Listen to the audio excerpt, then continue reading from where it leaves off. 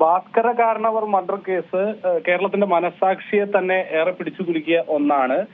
പക്ഷെ അതിൽ ശിക്ഷിക്കപ്പെട്ട ശേഷം ഗവൺമെന്റ് ഒരു ഉത്തരവ് ഇട്ടുകൊണ്ട് ഇവരുടെ ശിക്ഷാ കാലയളവ് പൂർത്തിയാകും മുമ്പ് ഷെറിനെ ഒരു ഇളവ് കൊടുക്കാൻ തീരുമാനിക്കുന്ന ഒരു അവസ്ഥ വരുന്നു.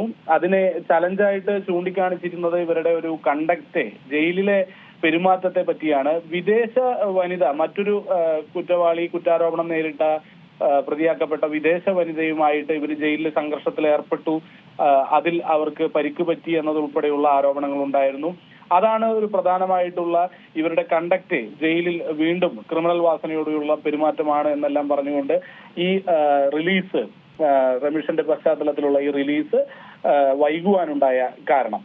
പക്ഷെ അപ്പോൾ പോലും ഒരു സ്ത്രീ എന്ന പരിഗണന ലഭിക്കുമ്പോഴും ഇവരുടെ ഒരു കുറ്റം എന്ന് പറയുന്നത് വധം നടത്തിയ, കൊലപാതകം നടത്തിയ എന്ന അവസ്ഥയിൽ പരമാവധി ഒരു 14 വർഷം ലൈഫ് സെന്റൻസ് ഇവർ പൂർത്തിയാക്കി എന്ന് പറയുമ്പോൾ ജയിലിൽ പോയത് മുതൽ ഇവർ പരോൾ കാലയളവിനെ കിഴിക്കാതെ തന്നെ നോക്കുമ്പോൾ 14 വർഷത്തോളം ലൈഫ് സെന്റൻസ് എന്ന് പറയുന്നത് ഇവർ ശിക്ഷിക്കപ്പെട്ട തീയതിയിൽ നിന്ന് ഇന്ന് തീയതിയിലെത്തുമ്പോൾ പൂർത്തിയായിരിക്കുന്നു.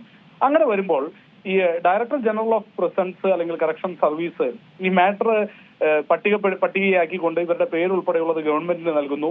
തുടർന്ന് ആർട്ടിക്കിൾ 161 അനുച്ഛേദം 161 ഭരണഘടനയുടെ ഗവർണർക്കുള്ള റെമിഷൻ അഥവാ ശിക്ഷാ ഇളവ് നൽകാനുള്ള ഭരണഘടനാപരമായ അധികാരം സംസ്ഥാനത്തിന്റെ ഗവർണർ ഉപയോഗിക്കുമ്പോൾ നാം മനസ്സിലാക്കേണ്ടത് ഇവരുടെ കാലഘട്ടം ജയിലിൽ എങ്ങനെയുള്ളതായിരുന്നു, ഇവർ ഒരു റീഫോർമേഷൻ പരിവർത്തനപ്പെടാനുള്ള പെരുമാറ്റങ്ങൾ ഉണ്ടായിട്ടുണ്ടോ എന്നതെല്ലാം പരിഗണിച്ച് നോക്കുമ്പോൾ ഈ ഷെറിന് അനുകൂലമായ റിപ്പോർട്ടുകളാണ് പോയിട്ടുള്ളത് എന്ന് വേണം മനസ്സിലാക്കാൻ.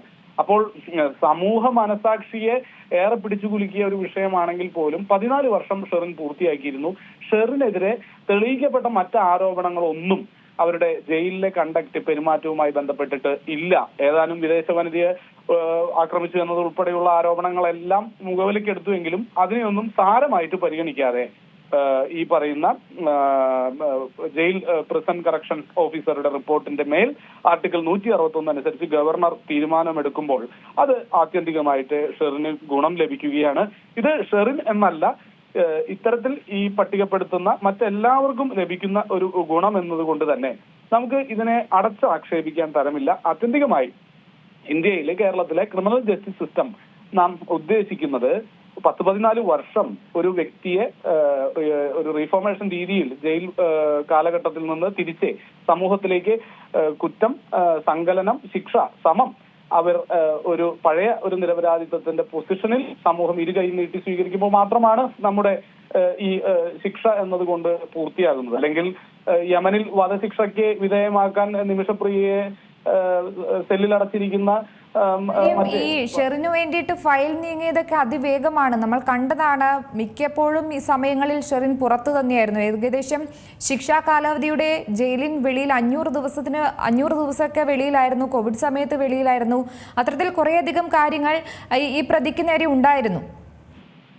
തീർച്ചയായും അവർക്ക് മറ്റ് തുല്യരായ മറ്റെല്ലാ പ്രതികളിലും വെച്ച് ഒരു പ്രഥമ പരിഗണന കൊടുത്തു എങ്കിൽ അത് സംശയത്തിന്റെ ഒരു ഇട നൽകുന്നുണ്ട്. അത് എന്തുകൊണ്ടാണ് എന്നത് അന്വേഷിക്കപ്പെടേണ്ടതുണ്ടായിരുന്നു. പക്ഷേ ഷെറിന്റെ ഈ ഫയൽ നീക്കങ്ങളിൽ ഷെറിന് കിട്ടിയ പരിഗണന മാധ്യമങ്ങളൊക്കെ വാർത്തയാക്കുമ്പോൾ പോലും ആരും തന്നെ വ്യക്തമായി സ്പഷ്ടമായി അത് എഴുതി തയ്യാറാക്കിയ ഒരു പരാതിയുമായിട്ട്, അതിനൊരു റീസണിംഗ് ആയിട്ട് ജയിൽ അധികൃതരെയോ അല്ലെങ്കിൽ ഗവർണർക്ക് തന്നെ കത്തയക്കുകയോ ഇത് ഒബ്ജക്ട് ചെയ്യാൻ ഒരു പ്രൈവറ്റ് പാർട്ടിയും അല്ലെങ്കിൽ ഒരു പബ്ലിക് ഇൻട്രസ്റ്റഡ് പേഴ്സൺസും ഉയർന്നു വന്നിട്ടില്ല എന്നാണ് ഞാൻ മനസ്സിലാക്കുന്നത്. അപ്പോൾ അങ്ങനെ വരുമ്പോൾ ഈ അവർക്ക് പ്രഥമ പരിഗണന കിട്ടിയ അല്ലെങ്കിൽ പോലീസ് ഉദ്യോഗസ്ഥരുടെയോ പ്രിസണർ അധികൃതരുടെയോ ഒത്താശയോടുകൂടി ഉയർന്ന ഉദ്യോഗസ്ഥരുടെ പോലും അനുഗ്രഹാശിസുകളോടുകൂടി അവർക്ക് റെമിഷൻ അനുച്ഛേദം 161 അനുസരിച്ചിട്ടുള്ള ഗവർണറുടെ ആ ഒരു തീരുമാനത്തിലേക്ക് അവർ വളരെ പെട്ടെന്ന് എത്തി എന്ന് നാം ആരോപിക്കുമ്പോൾ പോലും പ്രകടമായ ഒരു വിധത്തിലുള്ള എഴുതി തയ്യാറാക്കപ്പെട്ട റിട്ടൺ ആയിട്ടുള്ള പരാതികളും ഒബ്ജക്ഷൻസും ഗവർണറുടെ ഫയലിന്റെ മുകളിൽ ഒരുപക്ഷെ എത്തിയിരുന്നെങ്കിൽ ഗവർണർ അത് പരിഗണിച്ചേനെ. അത് ഉണ്ടായിട്ടില്ല. പകരം മാധ്യമ വാർത്തകളും മറ്റും മാത്രമായതുകൊണ്ട് തന്നെ ഇവരെ ഇറങ്ങാൻ ഒരു തീരുമാനം സർക്കാർ എടുത്തത് കൊണ്ട് തന്നെ ഇനി ഇതിനെ ഉത്തരവിനെ ചലഞ്ച് ചെയ്യാനോ മറ്റോ വന്നു കഴിഞ്ഞാൽ ഞാൻ നേരത്തെ സൂചിപ്പിച്ചതുപോലെ ക്രിമിനൽ ജസ്റ്റിസ് സിസ്റ്റത്തിലെ റീഫോർമേഷനെ ബേസ്ഡ് ആയിക്കൊണ്ട് അവർ പരിവർത്തനപ്പെട്ടു എന്ന ഒരു കാരണത്തിനായിരിക്കും കോടതികൾ അല്ലെങ്കിൽ നമ്മുടെ നിയമവ്യവസ്ഥ മുൻതൂക്കം നൽകുക.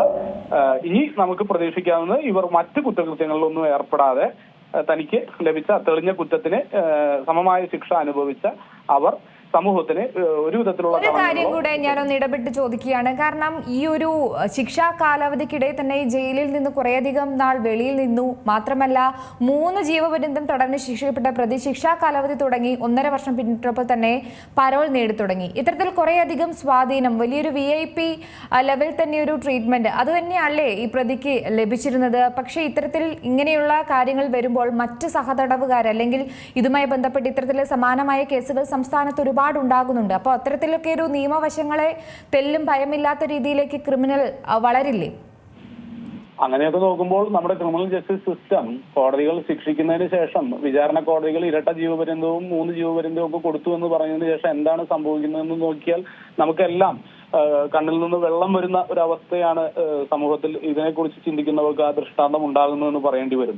നിരവധി കേസുകളിൽ ചെറുതു മുതൽ ഗൗരവപരമായ പല കേസുകളിലും ബഹുമാനപ്പെട്ട ഹൈക്കോടതി എല്ലാം ശിക്ഷാവിധി സസ്പെൻഡ് ചെയ്തുകൊണ്ട് അവർക്ക് അപ്പീൽ കാലയളവിൽ അവർക്ക് പുറത്തിറങ്ങാം, ജാമ്യം നൽകാം എന്ന് പറഞ്ഞു ഉത്തരവിടുന്നത് 50,000 രൂപയോ 1 ലക്ഷം രൂപയോ ഒക്കെ കെട്ടിവെക്കാൻ ഒരു ഫൈൻ എമൗണ്ട് പറയുന്ന അവസരങ്ങളിൽ ആ തുക കുടുംബാംഗങ്ങൾ എത്തിച്ചു നൽകാതെ അല്ലെങ്കിൽ പ്രായാധിക്യം മൂലം അവശതയിലുള്ളവരെ പോലും ഓൾഡ് ഏജ് ഹോമുകൾ കണക്കെ വൃദ്ധസദനങ്ങൾ കണക്കെ അവരെ തള്ളുന്ന ഒരു ഇടങ്ങളായിട്ട് ജയിലുകൾ മാറുന്നു എന്ന് പ്രിസൺ ഓഫീസേഴ്സ് പോലും പരാതിപ്പെടുന്ന ആശങ്കപ്പെടുന്ന ഒരു കാലഘട്ടത്തിൽ കൂടിയാണ് നാം കടന്നു പോകുന്നത്. അങ്ങനെ നോക്കുമ്പോൾ ഷെറിന് കിട്ടുന്ന പ്രിവിലേജ് അല്ലെങ്കിൽ അവർക്ക് കിട്ടുന്ന മുൻഗണന ഈ ലക്ഷോപലക്ഷം തടവുകാരിൽ പ്രത്യേകിച്ച് ഹൈക്കോടതിയോ സുപ്രീം കോടതിയോ സെന്റൻസ് സസ്പെൻഡ് ചെയ്തവർക്ക് പോലും ജാമ്യം വേണ്ടതായ ബ്രിട്ടീഷുകാരുടെ കാലം മുതലുള്ള ജാമ്യത്തുക എന്ന സംവിധാനം നിലനിൽക്കുന്നത് കൊണ്ട് മാത്രം ആ തുക കെട്ടിവെക്കാൻ ആരുമില്ലാത്തത് കൊണ്ട് മാത്രം ഡിസർവിംഗ് ആയിട്ടും ജയിലിൽ നിന്ന് ഇറങ്ങാൻ വൈകി 2023 കേസ് സസ്പെൻഡ് ചെയ്തിട്ട് അവസാനം 2025 ലക്ഷം രൂപ ഹൈക്കോടതിയിൽ എത്തി സമയം നീട്ടി ചോദിച്ച് കെട്ടിവെക്കാൻ വരുന്ന 60 വയസ്സുകാരനായ പ്രതി പോലും നമുക്ക് മുമ്പിലുണ്ട്. അവർക്കൊന്നും ലഭിക്കാത്ത ഒരു മുൻഗണന, അവരെ ഒന്നും ശ്രദ്ധിക്കാത്ത ഈ സിസ്റ്റം ഷെറിന് ആ പരിഗണന നൽകിയിട്ടുണ്ടെങ്കിൽ അത് അവർക്ക് ഒരു നെക്സസ് അല്ലെങ്കിൽ ഒരു സ്വാധീനം പ്രസിഡന്റ് ഉദ്യോഗസ്ഥരിൽ ഉൾപ്പെടെ, കാരണം അവിടെ നിന്നാണല്ലോ ഗവർണർക്ക് ഫയൽ പുട്ടപ്പായി പോകുന്നത്. അപ്പോ അതിലെല്ലാം സംശയത്തിന് ഇട നൽകുന്നുണ്ട്. പക്ഷെ എങ്കിലും സമൂഹത്തിന്റെ ആകെ തുകയിൽ ഒരു സ്ത്രീയാണ് അവർ. ഇപ്പോഴും അവർക്ക് ജീവിതം ബാക്കിയുണ്ട്.